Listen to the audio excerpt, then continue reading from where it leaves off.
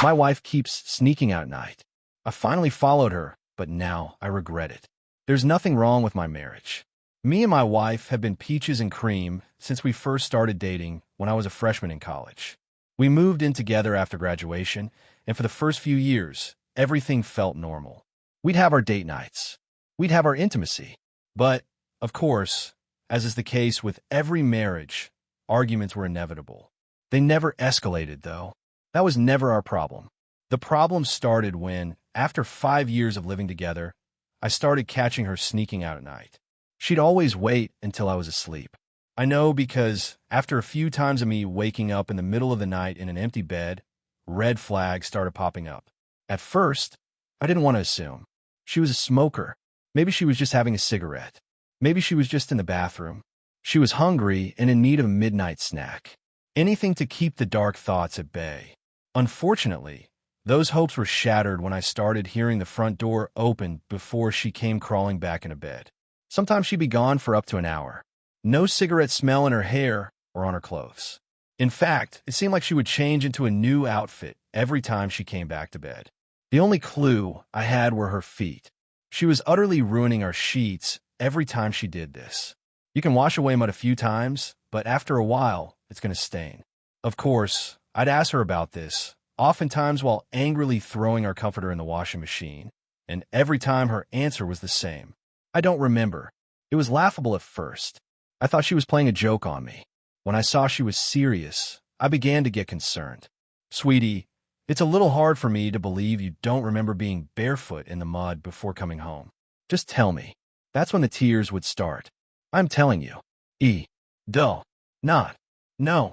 As time went on, her late-night endeavors began to take longer. It got to the point where I was intentionally pretending to be asleep in order just to time her. 2 hours. 3 hours. Sometimes 4. Something else that I noticed was that every time she came back, her skin would be noticeably softer. Pimples would have seemingly disappeared.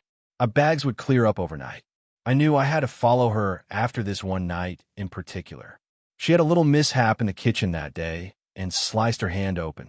I remember being certain that she needs stitches, but she insisted on just bandaging it up herself. The day went on as usual. 12:30 in the morning rolled around. I felt her get out of bed. I heard her footsteps leading toward the front door.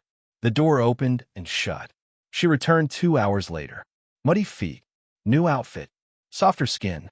The next morning, her hand was healed. She tried to gaslight me into believing that the cut hadn't even happened. Somehow, I was the one not making any sense. I was at my boiling point. That's when I made my decision. She didn't sneak out that night, nor the night after. It was actually a week later when I could finally follow through with my plan. It was late, maybe 2 a.m. I felt the bed shift. I heard the springs pop. The sound of her footsteps scurrying toward the front door let me know that it was time. I tried to move as quickly and as silently as possible. By the time I reached the front door, she was already at the edge of the forest. She was running unnaturally fast into the woods, like she had taken the route 100 times before. I could barely keep up, especially while trying to remain hidden. We must have run for at least a mile or two, deeper and deeper into the forest, before she began to slow down. To a jog, then a speed walk, then to a regular walking speed. She glanced around, scanning her surroundings. I hid as best I could. There were a few moments where I swore she could see me, but I guess I was wrong. She kept walking. I kept following.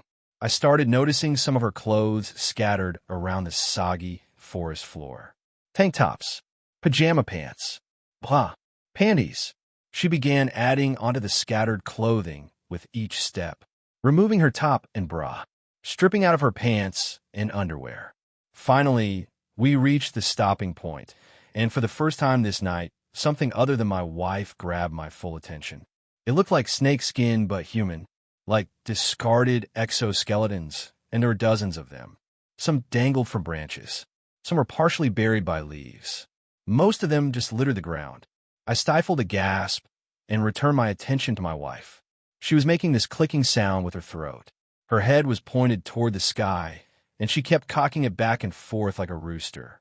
The movement got more and more jagged. Her knees started bouncing. Her body looked like it was convulsing, but she didn't seem to be in pain. With each bounce, her skin loosened more and more.